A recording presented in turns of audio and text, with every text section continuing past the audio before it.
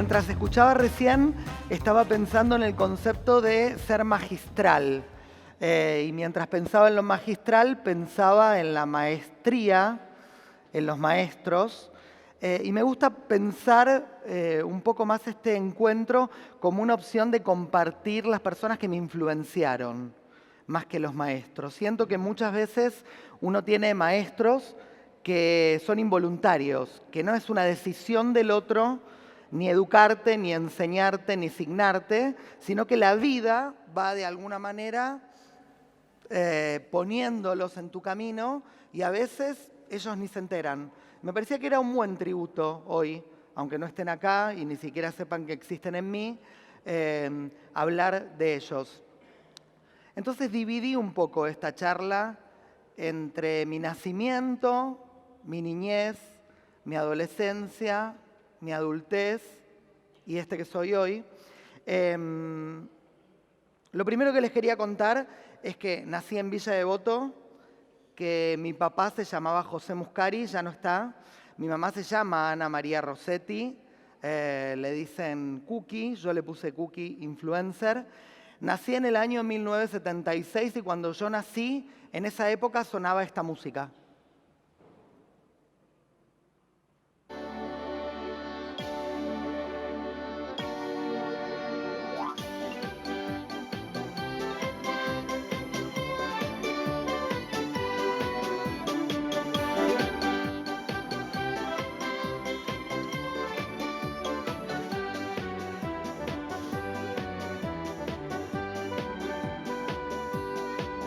Yo conozco una vecina que ha comprado una gallina que parece una sardina enlatada.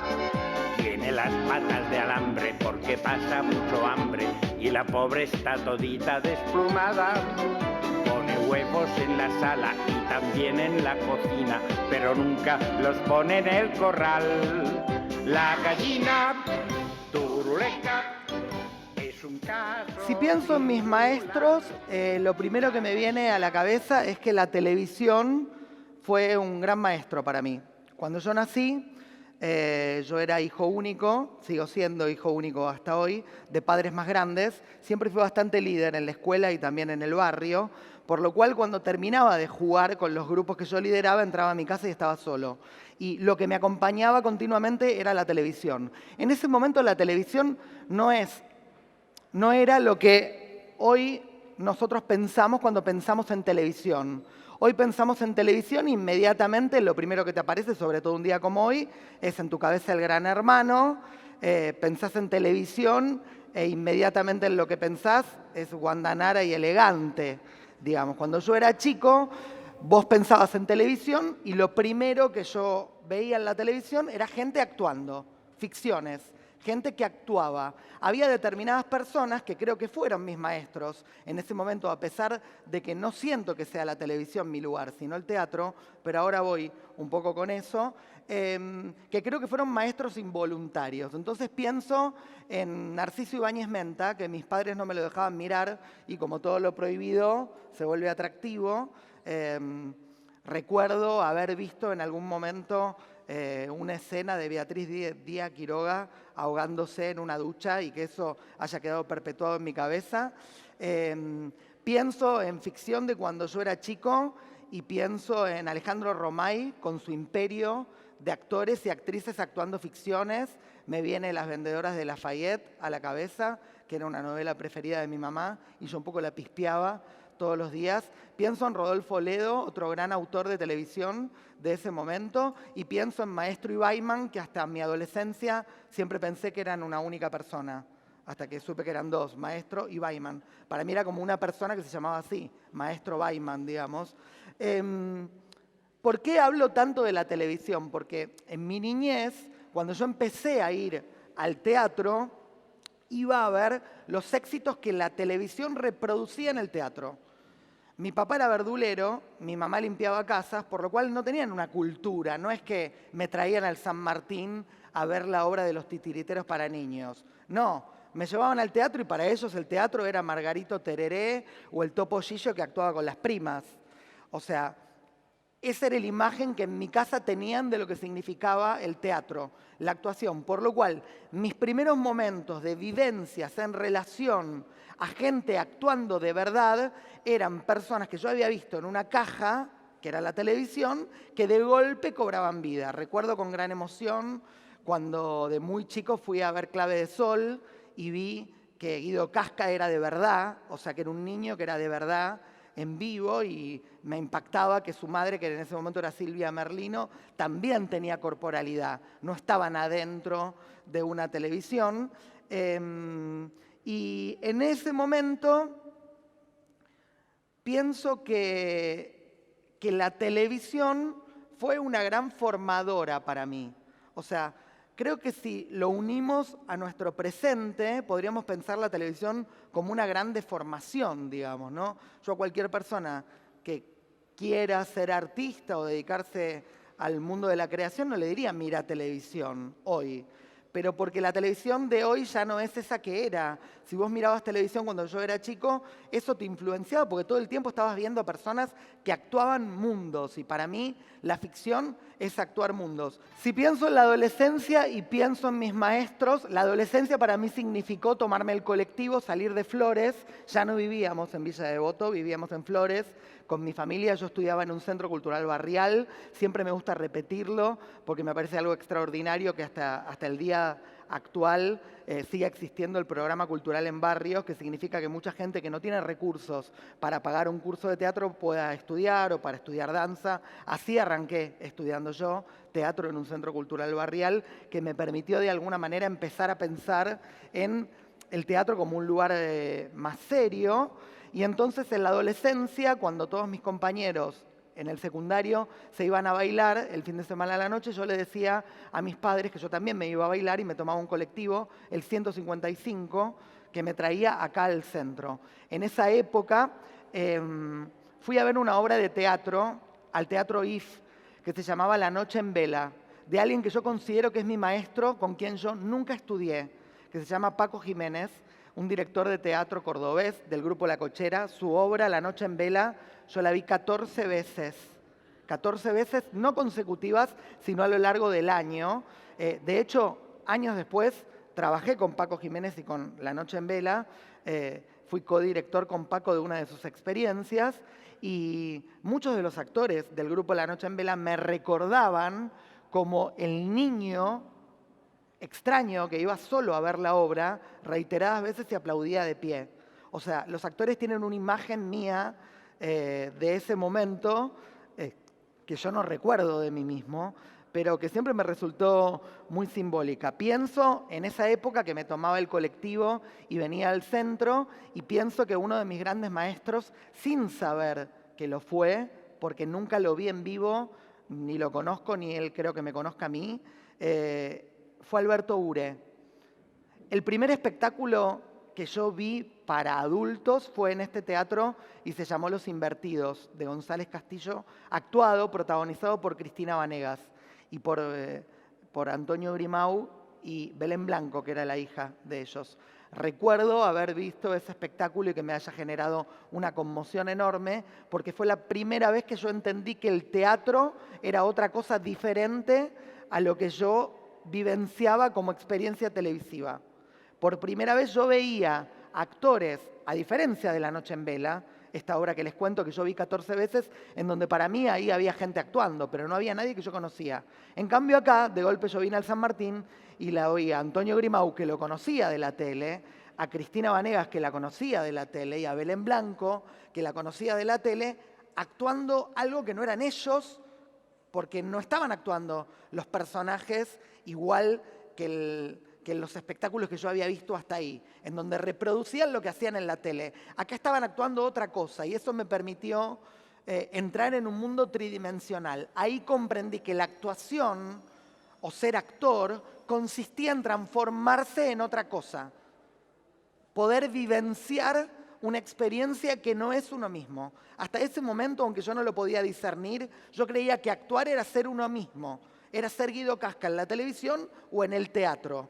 Cuando los vi a Antonio Grimau y a Cristina Vanegas haciendo la escena final de Los Invertidos, donde él se da un tiro en la cabeza, Belén Blanco pregunta qué pasó y Cristina Vanegas se agarra a la hija y grita, es tu padre, creo que fue tu padre. Entendí lo que significaba para mí la conmoción de la actuación. Esa obra no la vi 14 veces, pero la vi 3 veces. Y estoy muy agradecido a que hayan existido involuntariamente en mi vida como maestros Paco Jiménez y Alberto Ure, 2 grandes creadores totalmente diferentes, atípicos, disruptivos, con personalidad única. Y no puedo dejar de pensar, ya que estamos hablando de la adolescencia, yo a mis 18 años, cuando dejé de estudiar en el secundario, me anoté en la Escuela Municipal de Arte Dramático, en LEMAD, de donde soy egresado, y no puedo dejar de nombrar a 2 grandes maestros que tuve ahí, que serían los maestros más formales a los que voy a nombrar, porque se dedicaron a formarme, que son Marta Serrano, mi profesora de actuación, que lamentablemente ya no está, y Mauricio Cartún, que fue un gran descubrimiento para mí adentro del EMAD, una de las personas más nobles que para mí tiene la dramaturgia de la Argentina y uno de los maestros más entregados y más abiertos del que siento que absorbí las mayores herramientas. En esa época yo era adolescente y era fanático de esta banda y escuchaba mucho este tema musical.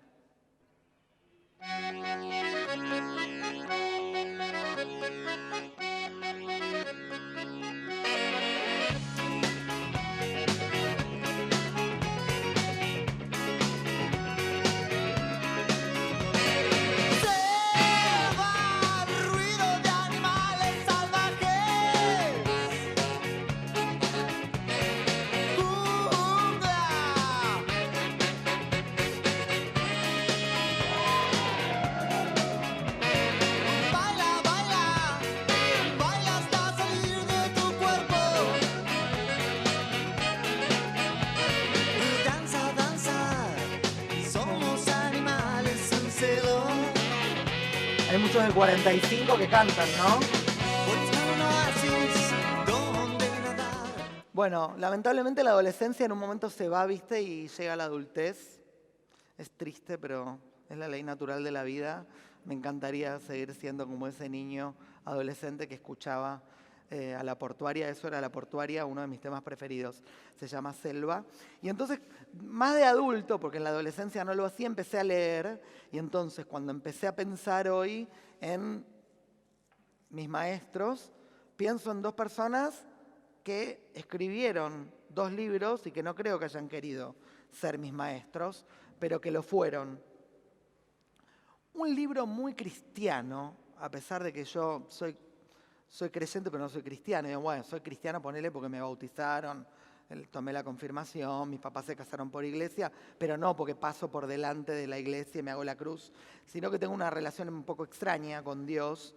Casi siempre me acuerdo de él cuando un familiar se está por morir y rezo como el Padre Nuestro. Sino en general es como que me olvido que existe, al menos ese Dios del que me educaron cuando era chico, pero sí creo que soy bastante creyente, pero no cristiano. Sin embargo, este libro es como muy cristiano, pero para mí fue muy influyente, muy determinante, que se llama El Camino del Artista, de Julia Cameron.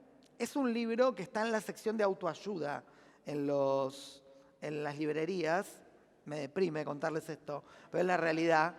Pero tiene una historia extraordinaria este libro, que es cómo di yo con este libro, que fue a partir de un gran fracaso. En esa época yo tendría más o menos 22 o 23 años. Yo ya venía haciendo obras en el circuito independiente, en lo under, en lo que me iba muy bien. Y Palito Ortega decide producirme mi primer espectáculo comercial en el teatro de acá al lado, que se llamaba Desangradas en Glamour. El espectáculo, protagonizado por Carola Reina, Florencia Peña, Marta Bianchi, Julieta Ortega, Sandra Ballesteros y Ana Costa. Es una obra que yo investigué con las actrices, la hicimos y la obra fue un estrepitoso fracaso. O sea, verdaderamente muy fracaso. La obra salió muy mal por mi culpa. Todo el mundo hizo lo que yo quería. Las actrices hacían lo que yo les pedía. La persona que había escrito conmigo escribía más o menos como yo le había pedido. La producción hizo todo lo que yo soñé. Imagínense que la obra comenzaba con la llegada de las actrices en una limusín que se cambiaban en el Hotel Broadway a 4 cuadras, o sea que los camarines no los usaban, se cambiaban en un hotel y llegaban en una limusín y no se daba sala hasta que las actrices no bajaban de la limusín y entraban a la sala. Imagínense el despliegue, lo delirante que estaba yo en esa época, que después entrabas adentro y la obra era una mierda. O sea, era toda una parafernaria espectacular y después entrabas y la obra era una garompa. Bueno, ahora lo cuento con mucha alegría y mucha luminosidad porque parece que estoy vestido de blanco, pero si tenés 22 años, te produce por primera vez Palito Ortega, vos podés convocar a las actrices que más te gustan y vas a hacer eso y te sale muy mal, les aseguro que no tenés ninguna luminosidad. Yo estaba muy angustiado, o sea, un nivel de angustia que pocas veces había sentido en mi vida, no lo conocía. O sea, la angustia más parecida fue cuando falleció mi papá unos años después, pero hasta ese momento ni mi papá ni mi abuela habían fallecido, por lo cual no conocía la muerte de cerca. Fue como la sensación de mayor angustia posible. Y un día, hablando ocasionalmente con Elena Tritek, ella me dice, tenés que leer El Camino del Artista. Y yo en el medio de esa crisis de angustia con esta obra que era un verdadero fracaso, y que no quiero dejar de contarles esto porque me parece muy simbólico, salió una crítica en el diario La Nación, que creo que hasta el día de hoy le siguen poniendo tabulación. Vieron que va excelente, muy buena, buena, regular y mala. A mi obra le pusieron mala. La obra se llamaba Desangradas en Glamour y el título de la crítica era Desangradas en Pobreza. Y la crítica comenzaba diciendo, la obra es pobre en ideas, pobre en creatividad, pobre en actuaciones, pobre en proceso creativo. En definitiva, es una obra pobre. Así arrancaba la crítica. Imagínense que para alguien de 22 o 23 años eso no es fácil de alquimizar, por lo cual mi nivel de angustia hizo que una casi desconocida, porque no tengo vínculo personal, ni estudié con ella ni nada, un día compartimos una charla ocasional con Elena Tritek y ella me dice, tenés que leer El Camino del Artista. Yo me compro El Camino del Artista y es un libro que hasta el día de hoy me acompaña, por lo cual siento que Julia Cameron, que seguramente debe ser una autora de algún lugar que no sé de dónde, tan cristiana es ella con sus ejercicios que te propone adentro, siento que me propuso una especie de camino de enseñanza espectacular sin que ella lo determinara. Otro de mis libros preferidos y otro de mis maestros o de mis influenciadores es Andy Warhol, con su libro Mi filosofía de la A a la B y de la B a la A. Es el único libro que existe de Andy Warhol que él recorre sus pensamientos, su obra, su relación con la mass media, su vínculo con lo plástico, con las drogas, con los excesos, con su arte y con su cabeza desordenada. Están recopiladas en ese libro extraordinario que se los recomiendo a todo el mundo. Y siento que Andy Warhol, a pesar de que nunca consumí nada de él, o sea, me pones una pintura, un dibujo o algo de Andy Warhol y no voy a saber qué es de él. Sin embargo, siento que fue un gran maestro, porque ese libro trajo un montón de claridad y pudo poner en palabras un montón de conceptos que estaban dando vuelta en mi cabeza. Y después, para esta época de la adultez, decidí elegir a 3 maestras que, bajo ningún concepto, ellas saben que fueron maestras para mí, que son 3 actrices diferentes con las que trabajé. La primera es Norma Pons, a quien yo considero que fue una maestra de la intensidad, porque hasta que trabajé con Norma Pons no conocí lo que significaba la intensidad en el campo que me compete, que sería el teatro. Pocas veces vi a una persona que tenga ese nivel de entrega en el escenario, alguien que haya nacido, que haya vivido y que haya muerto solo para actuar, en donde su única voluntad era actuar, en donde lo único que iluminaba su existencia era actuar, nunca le importaba cuánto público había. Para ella era lo mismo que hubiera 8 personas u 800. Hay algo que describe gráficamente a Norma Pons, que es que a mí en general me gusta preguntarle a las personas con las que trabajo qué hicieron, qué comieron, cómo fue su día, qué hacen después de esto que vamos a hacer. Y cada vez que yo le preguntaba a Norma, en el camarín o en un ensayo, qué había hecho, ella me contestaba nada, prepararme para venir acá. Si hoy tenemos ensayo, eso es lo que hago. Y cuando teníamos función yo le preguntaba qué había hecho y me decía nada. ¿Qué comiste? Nada, no comí. ¿Cómo voy a actuar si tengo que cómo voy a comer si a la noche tengo que actuar? Yo le decía, pero Norma, tenés que comer. No, yo como después de actuar. A ver si como algo que me cae mal cuando tengo que actuar. O sea, parece una frivolidad lo que estoy contando, alimentación, pero en realidad estoy hablando de una persona con una intensidad y un nivel de entrega pocas veces visto. Y creo que Norma Pons fue un gran maestro, una gran maestra para mí.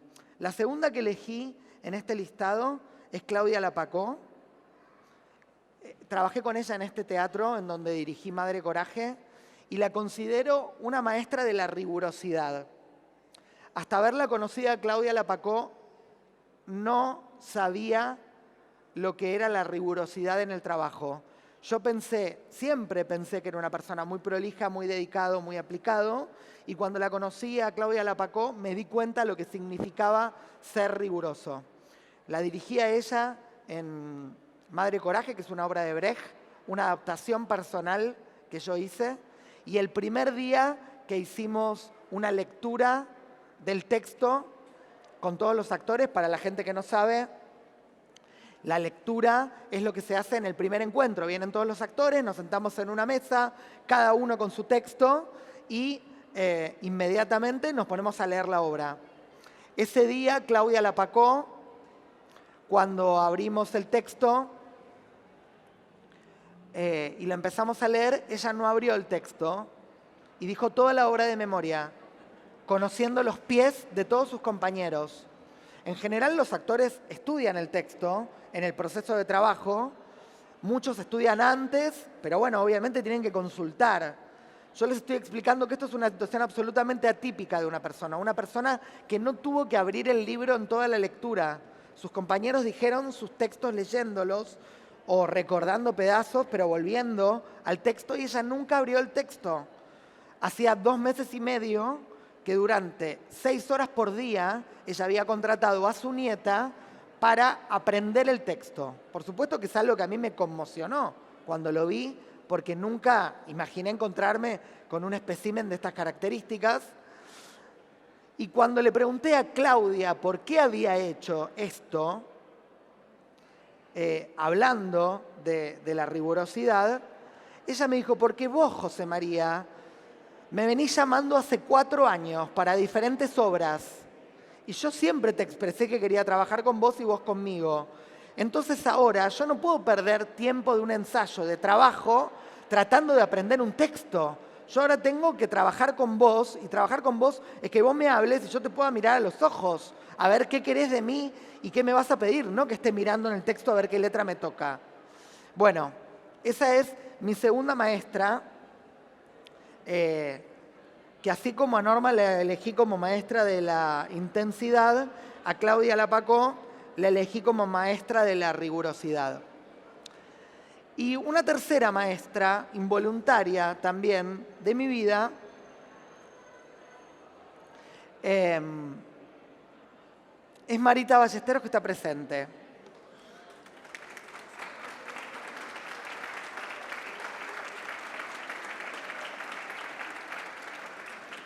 A Marita Ballesteros yo la elegí como una maestra de la inteligencia, porque no todos los días uno tiene la oportunidad de encontrarse con alguien que su inteligencia te forma. Con Marita pasó algo parecido a lo que me pasó con Claudia, que es que la llamé muchas veces para trabajar y nunca coincidíamos, y finalmente este año pudimos trabajar juntos en Julio César. Yo no sabía que venía Marita, me encanta que estés acá. Y para mí fue muy simbólico y muy movilizante el encuentro con Marita, porque creo que su nivel de inteligencia, de evolución, de emocionalidad en relación a un montón de vivencias que tienen que ver con la vida y no con el teatro, más allá de que la considero una extraordinaria actriz, signaron esta elección arbitraria que hice de estas tres maestras que no saben que son maestras de mi vida, maestra de la intensidad, maestra de la rigurosidad y maestra de la inteligencia.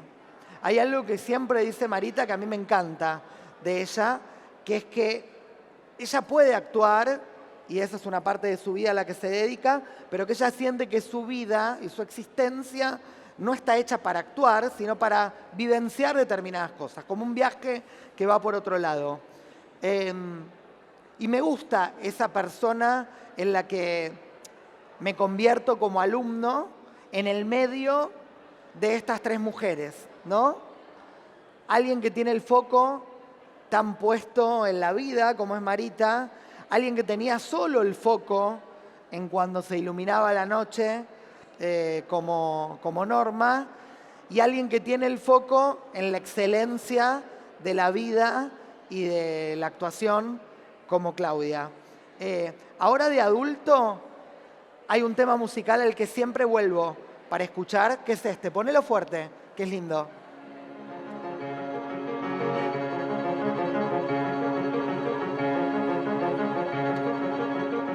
They made a statue of us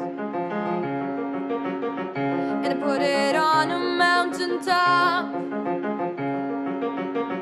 Now tourists come and stare at us, blow bubbles with their gum, take photographs of fun, have fun.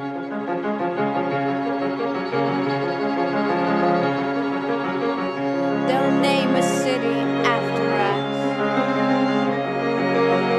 and later say it's all our fault. Then they'll give us a talking to, then they'll give us a talking to, 'cause they've got years of experience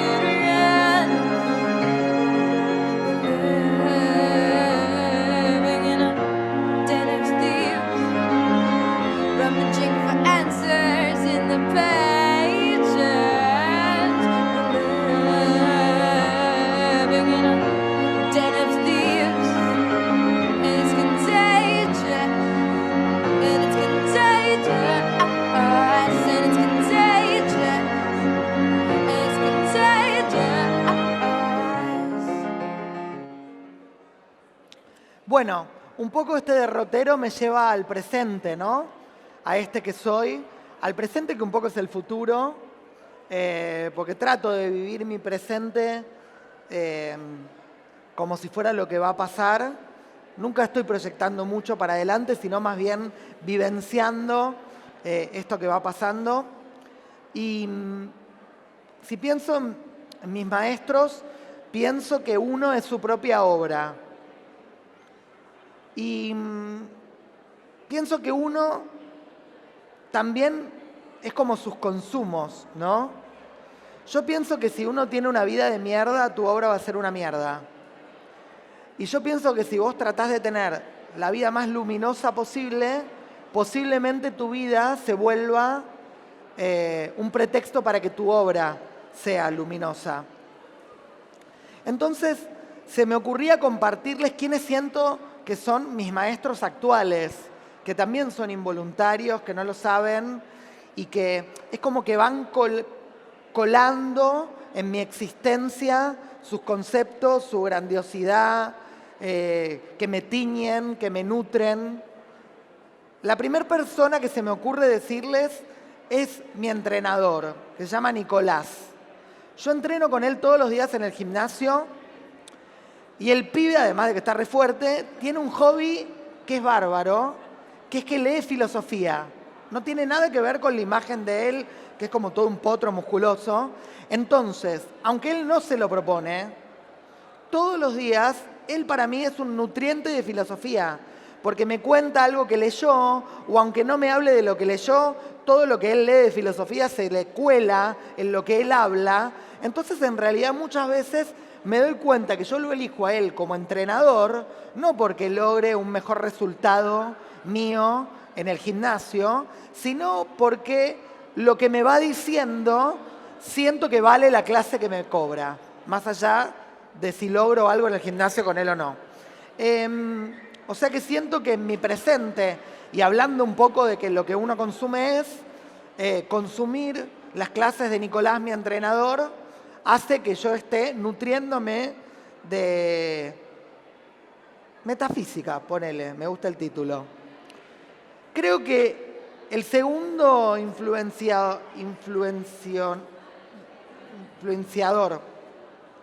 el segundo influenciador involuntario de mi existencia actual también está presente, está allá atrás, y es mi tío Beto. Y pienso que hay un montón de gente que trata de conectarse con lo positivo de la vida, ¿no? Yo una vez escuché una charla de Bucay que me pareció que era repensante, el tipo que es bárbaro. Pilar Sordo hace un montón de tiempo que da charlas y parece que están bárbaros. Yo siento como que mi tío Beto es como una versión de feria de Bucay y Pilar Sordo mezclados, pero en mi vida cotidiana, como que no tengo que ir a escuchar algo en YouTube o no tengo que pagar una entrada para escuchar lo que hablan, sino que él que me lleve y me trae en el auto, que el domingo hacemos la reunión familiar, que de vez en cuando vamos a cenar o a almorzar, es como que me tira sus tips de positividad, de positivismo. Entonces siento que él, sin proponérselo, es como un maestro de la positividad de mi existencia. Así como Nico, mi entrenador, me cuela la metafísica y yo no me doy cuenta y siento que es mi maestro, siento que mi tío me cuela su positividad. Después, por otro lado, me puse a pensar en otra gran influencia que tiene mi teatro y también mi existencia actual.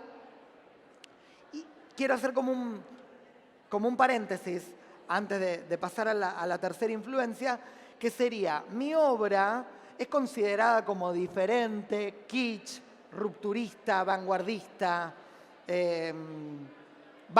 camp.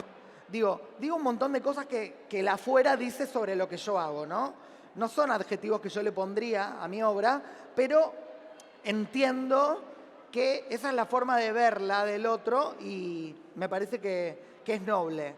Entonces, pienso que mi obra es un poco loca, o sea, como, pongámosle esa palabra.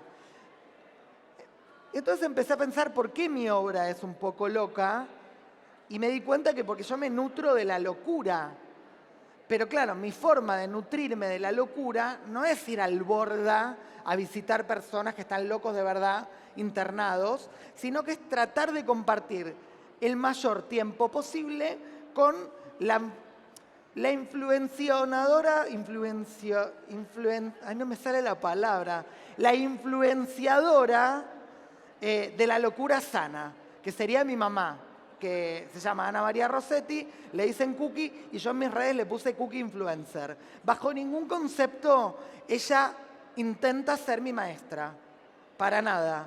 O sea, pero siento que es una maestra de la locura. O sea, que nutre de locura mi teatro, que sus estados anímicos, que pasan de la risa al llanto de manera inmediata, están a la altura de la intensidad de Norma Pons, que su mente extraña está a la altura de los virajes que yo le pido a los actores para hacer un salto en la actuación y estar tomando esto y de golpe hablar al público. Siento que hay algo de mi teatro que está nutrido en esa locura no patológica, en esa locura sana que tiene mi mamá y que de alguna manera siento que es la tercera persona que me influencia. Después, quiero nombrar a dos amigos que siento que hoy en día son mis maestros. Por un lado, Mariela Asensio, que es una amiga mía de toda la vida, una actriz, dramaturga, directora, súper feminista, que me enseñó sobre el feminismo cuando todavía yo no sabía ni lo que era la palabra. O sea, me habla de feminismo desde hace 20 años atrás, mucho antes de que fuera tema de conversación, que me ayudó a entender algo tan básico como que el feminismo y el machismo no es lo mismo al revés. O sea, que el machismo es la preponderancia de los hombres sobre las mujeres y el feminismo es la lucha de las mujeres por la igualdad. Nada que ver. O sea, no es lo mismo al revés. No es como el femenino y el masculino, no. Algo tan simple como eso, que mucha gente todavía no lo logra entender, yo lo entendí por mi maestra Mariela Asensio hace 20 años.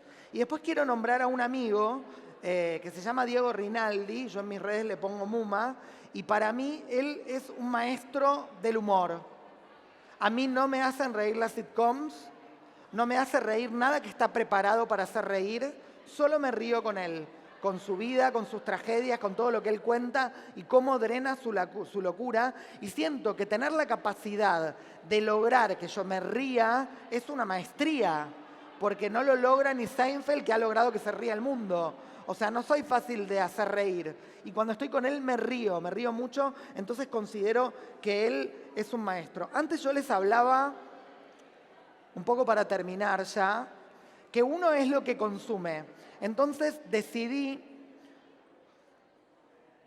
para terminar, decirle algunas cosas que yo consumí últimamente, que a mí me gustaron y que siento que me nutrieron. O sea que se las quería decir, porque si les resuena, quizás los nutre a ustedes. Fui a ver la película 1985 y me encantó, me parece que está buenísima y que yo, que era muy pendejo en esa época, no tengo una comprensión vívida en mi espíritu sobre lo que significó, lo cruento de esa época y que es súper necesaria, tengas la edad que tengas. Si lo vivenciaste, para no olvidarlo, si no lo terminaste de entender en carne, como me pasó a mí, que por suerte no hay nadie desaparecido en mi familia y el tema no nos tocó de cerca y a nadie secuestraron, entonces pareciera que es como una historia que me contaron. Y para los que obviamente tuvieron cerca ese salvajismo para revalidar algo del horror que ojalá que no suceda nunca más. Eso vi en el cine últimamente. También en el teatro fui ayer a ver Azul y la Navidad, una obra que está en el Picadero, que me encantó y que está buenísimo, que me parece que dialoga un montón con lo nuevo, con lo que está pasando. Y si tienen ganas de ir al teatro, vayan a ver esta obra que está los lunes en el Picadero, de Lorena Romanín. En Netflix me entretuvo un montón últimamente Dahmer, una miniserie que está buena, que es un horror, lo que sucedió en la vida real, pero que está muy bueno que se haga la miniserie. Y si tienen ganas de seguir a alguien en Instagram, sigan a Sol Despeinada, que siempre me hace pensar, siempre abre temas en relación al cuerpo, a la sexualidad, a lo que significa ser hombre, ser mujer, ser persona, que todo el tiempo siento que me nutre. Quería compartir eso con ustedes. Bueno, porque ahora en el final me dijeron que teníamos que hacer preguntitas, o sea que si alguien tiene preguntas. Bueno, primero y principal, por favor, le pido un aplauso para José María Muscari.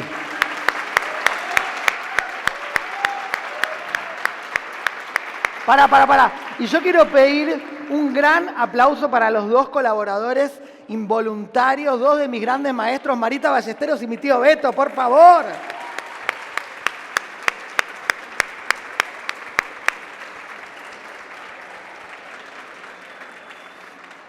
Así es, como adelantó José María, la idea es que aprovechemos estos próximos 10 minutos que nos quedan para que ustedes puedan precisamente hacerle las preguntas que quieran o que hayan disparado el texto o alguna otra, y para eso va a haber un micrófono dando vueltas.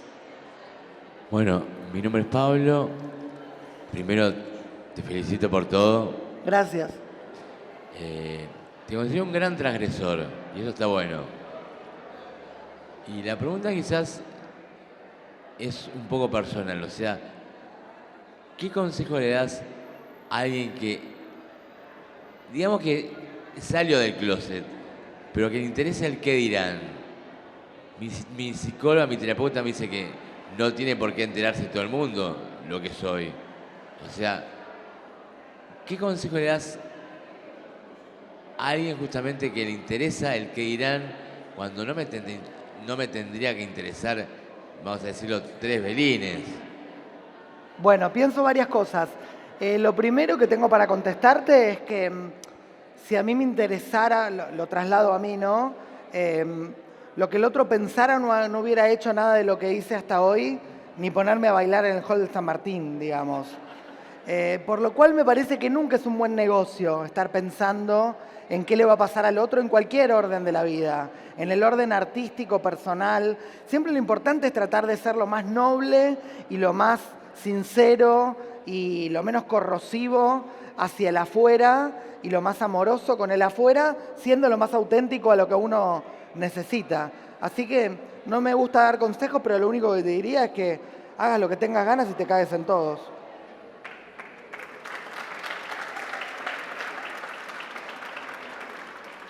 Un placer escucharte. Gracias. Se aprecia mucho cuando hablas. Y yo como actor te quiero preguntar, a vos como director, si controlás esta locura que se ve desde afuera tuya y qué protagonismo le das a los actores o cuánto le dejás a los actores, cuánto le permitís en tus elencos, en tus obras. Se ve que vos te alimentás mucho de los actores. ¿Qué protagonismo le das en ese sentido? Bueno, son 2 preguntas. La primera en relación a la locura. Es muy enfermizo lo que te voy a contestar, pero yo siento que no soy para nada loco. O sea, siento como que soy muy cuerdo, muy normal, pero un poco uniendo a la pregunta anterior, siento que hago muy lo que tengo ganas. O sea, para mí el mejor ejemplo de hoy es estético. Yo sabía que tenía que venir acá y a la tarde, antes de venir, me probé un pantalón negro y una camisa que me quedaban muy cancheras, me las arremangué. Y después me di cuenta que hoy a la mañana había ido a tomar una audición de Sex, que es la obra que tengo en escena, y que me había puesto este pantalón con esta campera y a todo el mundo le gustó. Y pensé, no, tengo que ir al San Martín con esa ropa, que soy más yo que con la otra ropa blanca y negra. Y en realidad ahí está como mi cuota de locura. Pero en realidad también estuve toda la tarde pensando en la charla y eligiendo los temas y pensando qué compartir. Y ahí no hay ninguna locura, hay como rigurosidad y trabajo. En relación a la segunda pregunta, que sería el vínculo con los actores y hasta dónde dejo que lo que tiene un actor interaccione con lo que yo quiero, yo fui aprendiendo con el tiempo, no dirijo igual hoy que tengo 45 años que cuando tenía 20. Cuando tenía 20 quizás estaba más obsesionado con que los actores hicieran eso que yo tenía pensado. Con el transcurso del tiempo me di cuenta que me gusta llamar actores y casi siempre llamo actores porque me gusta cómo piensan, más que me gusta cómo actúan. Entonces, si me gusta cómo piensan, ¿para qué lo voy a llamar? ¿Para que no piensen y sean objetos como inanimados de mis ideas? No, mejor que piensen, que me revaliden, que me cambien cosas. Y fui aprendiendo con el tiempo que todo también va cayendo como de manera natural. O sea, si algo de lo que me propone el actor no va a servir, él se va a dar cuenta antes que yo. No porque yo le diga eso no. O sea, es muy poco habitual que yo diga eso no. Es más habitual que yo diga, dale, probalo, ya sabiendo que no va a funcionar, porque la experiencia me fue indicando que hay determinadas cosas que no, pero es más natural y más orgánico para mí que el actor pruebe, y en ese encuentro quizás no queda lo que yo quería, ni lo que a él se le ocurre, sino la cruza de esos 2 caminos.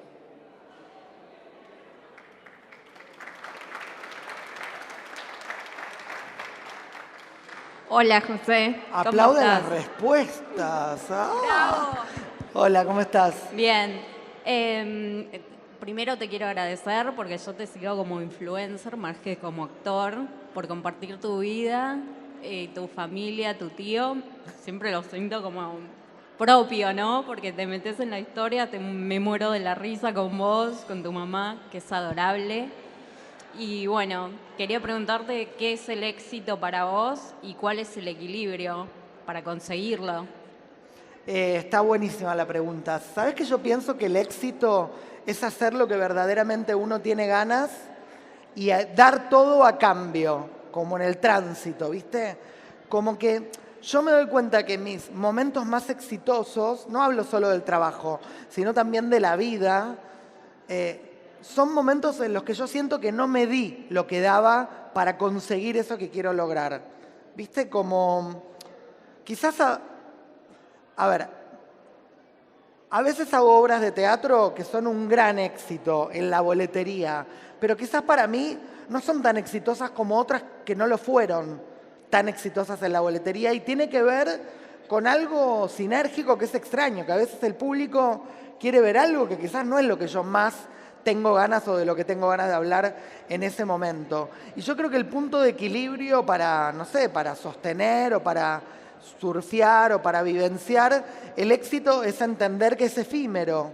Mira, te voy a contar una anécdota muy chica que para mí es muy fundante en relación al éxito. Hace varios años, hace 4 o 5 años, yo dirigí una obra que se llamó Extinguidas, en donde en escena yo juntaba a 10 mujeres muy importantes, icónicas, de los años 80 y 90 del mundo del espectáculo, que de alguna manera el propio mundo del espectáculo las había expulsado, ¿no? Beatriz Salomón, Noemí Alan, Adriana Aguirre, personas que habían transitado mucho por el mundo de las vedettes, que en los años 80 y 90 habían sido mujeres objeto al lado de los grandes cómicos. Y un día, cuando estaba yendo a uno de los primeros ensayos de la obra, ellas eran 10 y eran de todos los extractos y, o sea, no sé, estas que te nombré y cada una de ellas muy importantes en lo suyo, Pata Villanueva, o sea, la primer mediática argentina, o sea, como muy icónicas ellas. Y un día yo las estaba viendo ensayar en uno de los primeros ensayos y ellas reapasionadas y metidas en ese proyecto que eran 10, la vedette del espectáculo era la obra y ellas entendían que tenían que ser como un objeto o un instrumento de esa maquinaria más grande. Y yo pensé, estas minas en los años 80 eran mucho más importantes que lo que yo soy hoy. Estas minas llenaban teatros, estrenaban una película y se paraba el país, vendían, no sé, 20.000 entradas en el fin de semana, estaban en programas de televisión que tenían 30 o 40 puntos de rating, cuando hoy alguien hace 15 puntos y nos parece un éxito, y están hoy acá actuando esta obra que yo inventé para ellas. Como esa rueda cíclica de que alguien que había sido mucho más importante, mucho más reconocido, mucho más popular, mucho más famoso que yo en ese momento de éxito, juntándolas, ahora estaba en esa otra vuelta de la rueda. Eso para mí fue la mayor comprensión de que el éxito es entender que un día estás acá, otro acá, otro acá, otro acá y otro acá. No estás siempre ahí arriba. Si vos entendés eso, lo podés manejar, surfear.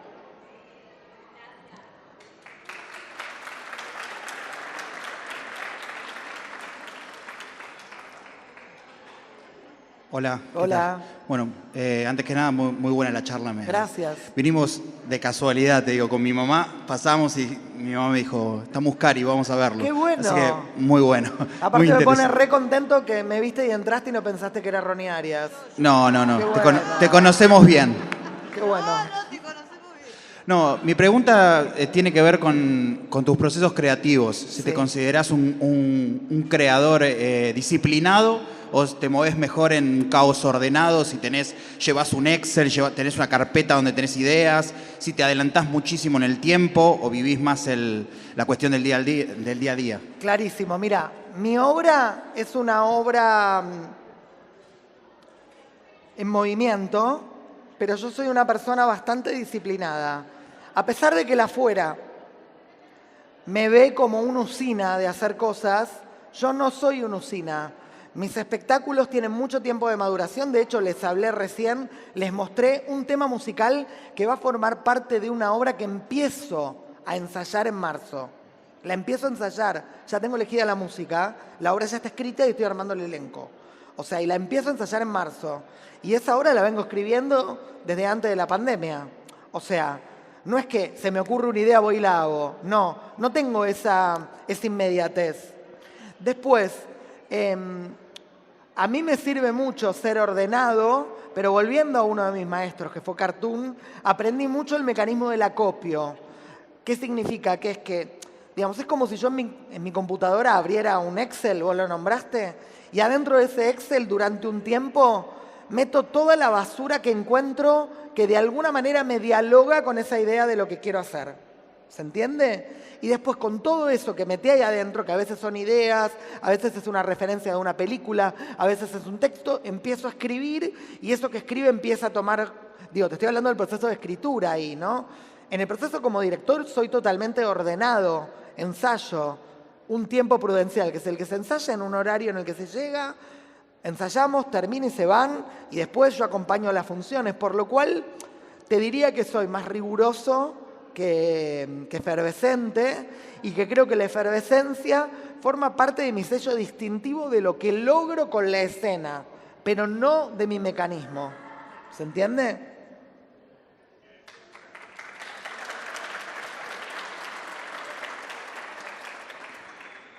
Hola José, Hola. ¿qué tal? Soy Pame, de Villa Hola. Urquiza, vecina de tu mamá a 4 Ah, cuadras. mirá. Sí, fanática. Te sigo tus obras también, fui a ver un par de obras tuyas y te consulto. Más que nada es una pregunta. ¿Cómo te preparas vos en los días anteriores a un estreno de tu obra? O sea, ¿tenés alguna cábala emocionalmente? ¿Cómo te sentís? Está bueno lo que preguntas. Hace mucho tiempo, ya pasó, hace como 10 años, los días previos a estrenar siempre estaba como descompuesto estomacalmente, me caía mal la comida, no podía comer, o sea, tenía como retorcijones en la panza. Eso es como que se ordenó, no sé, mágicamente, chum. Voy a volver a una de mis maestras, que es Norma Pons. Y vos sabés que creo que desde que se murió Norma Pons hubo algo que yo comprendí. Algo que yo no conté en ese momento cuando hablé de lo de Norma. Norma Pons murió haciendo La Casa de Bernarda Alba, actuándola, no en escena, pero sí habíamos tenido función el domingo, habíamos ido a cenar solos a Edelweiss y al otro día murió, a la madrugada, digamos. Y esa comprensión de lo efímero y de que de golpe alguien que estaba tan bien y tan feliz y tan luminosa de golpe puede no estar más, como que me parece que inconscientemente me dijo, no seas pelotudo, no vas a estar preocupado cada vez que estrenás una obra, que estrenás 2 o 3 por año. No puedes estar cagándote 3 meses del año. Es como que algo se ordenó en mí y como que todos esos malestares, angustias que tenía antes del estreno se me fueron. Yo vivo siempre estrenar con mucha felicidad. Quizás por este mecanismo riguroso que tengo, nunca me falta tiempo. No es que digo, ay, tendría que haber ensayado más. No, no me pasa porque soy muy metódico y siempre llego al estreno con el tiempo prudencial que sentía, que necesitaba. Algunos actores a veces necesitan más y otros menos, pero es un tema del actor que yo siempre trato de contener y explicarle, bueno, pero lo haces re bien. Si vos querías ensayar más, hacelo en tu casita solo. Para mí está bárbaro. Contesté, no, había una segunda parte de la pregunta. Ah, y mis cábalas. No, te iba a decir no tengo cábalas y sí tengo una. Me había olvidado. Mira, la tengo tan incorporada que me la olvidé. El día que estreno una obra de teatro, me pongo ropa nueva que me haya comprado. O sea, una remera, un pantalón, o unas zapatillas, o un saco. Algo de lo que tengo es nuevo. Pero lo tengo tan incorporado como una rutina de estreno que no lo siento como cábala, ¿entendés? Es como que lo siento como una rutina. Como, bueno, cada vez que estreno tengo que tener algo que no haya... Que a veces no es algo que me compré especialmente para ese día, sino que alguien me regaló una remera o tengo una camisa sin estrenar y me armo como el look en relación a eso que tengo que estrenar. O sea que mi única cábala es esa.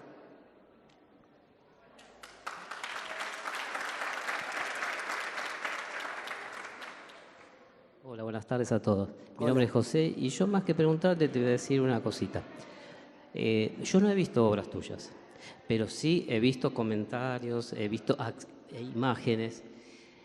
Como sos muy productivo y das trabajo, en el barrio diríamos un bello loco. Más que preguntarte, espero que sientas la caricia y que te hayas sentido contenido por este pequeño grupo de personas. Porque un creador como vos necesita también alimentarse de algo muy especial. Nada más. Qué lindo lo que decís, me encantó. Divino. Gracias. Si me permiten, voy a hacer la última pregunta. Yo, después de escucharte, pero sobre todo de ver tus obras, de escucharte hoy y de ver tus obras, todos acá nos damos cuenta de que la mujer es algo fundamental en tu obra, en todas tus obras. Digo, no solo por la cantidad, la calidad, sino la centralidad del concepto mujer. Digo, dentro de tus maestros has nombrado algunos varones, Mauricio Cartún, tu tío, tu profesor de gimnasio, pero claramente hay un universo femenino ahí que tiene un peso que a nadie le puede haber pasado por alto. ¿Por qué crees que eso es así? ¿O fue así desde el comienzo y lo sigue siendo hasta ahora? Mira, yo creo que la niñez, para bien o para mal, signa tu vida. Y yo vengo de una familia muy italiana, que mi abuela vivía con sus hermanas en Mataderos, en Cañada de Gómez 1626, en una casa chorizo. O sea, en la casa de adelante vivía mi tía Isabel, después vivía mi tía Julia, después venía mi abuela, que era mi abuela Ida, después estaba mi tía Nélida, y cada una de ellas tenía su propio departamento en esta casa chorizo, como un PH con diferentes departamentos en donde vivían todas las hermanas, cada una con su marido, los domingos se juntaban cada una con sus hijos, y para Navidad, para Año Nuevo, y atento con este dato porque es la respuesta a tu pregunta, y para el Día de la Madre, no para el Día del Padre, había juntadas extraordinarias de los 60 familiares. Cada una de estas hermanas, con todos sus familiares, nos juntábamos en el patio, que tenía una parra, y entonces ponían tablones y comíamos ahí, etcétera, etcétera. ¿Qué podría responderte sobre el lugar que ocupa la mujer en mi familia, que desde que tengo uso de razón, se festeja todos juntos el Día de la Madre y el Día del Padre, que Dios te ayude, cada uno en su casa? O sea, es obvio que las mujeres tenían algo fundante en mi vida y que además metieron un ADN en cada uno de los que estábamos ahí que sin decirlo estaban explicando, chicos, la que se viene es el feminismo. O sea, no necesitaba que me lo expliquen. O sea, parece una pavada lo que estoy diciendo, pero ¿entendés que se festejaba el Día de la Madre y el del Padre no? En una época totalmente machista. O sea, ya eso me parece muy simbólico. Y el otro dato, que no es menor, es que como éramos muchos, en el momento del postre siempre había ensalada de fruta. Había unas ollas grandes en donde mis tías o mis abuelas servían la ensalada de fruta y obvio, éramos 60, teníamos que ir cada uno con su compotera. Y primero le daban a los niños, después le daban a las mujeres y último se servían los hombres. O sea que yo creo que todo ese mecanismo implícito que estaba de manifiesto en mi familia, y que, además de que mi tía Pocha, que no es un dato menor, en una familia muy grande, cuando llegaban las 12 de la noche, se disfrazaba de Papá Noel, ¿entienden? O sea, no dejaban a los hombres ni participar en el acto creativo de que baje, o sea, tenía que bajar mi tía Pocha haciendo voz de hombre y engañando a los niños que era un hombre y que era Papá Noel, cuando había 30 boludos hombres que podrían hacer de Papá Noel. O sea que todo eso para mí signó esta existencia que yo tengo y siento que esas mujeres fundamentales de mi niñez habitan el lugar o el hueco en el que las mujeres se impregnan en mi presente teatral. Bueno, muchísimas gracias a todos por estar acá y un fuerte aplauso para José María, por favor. Chao.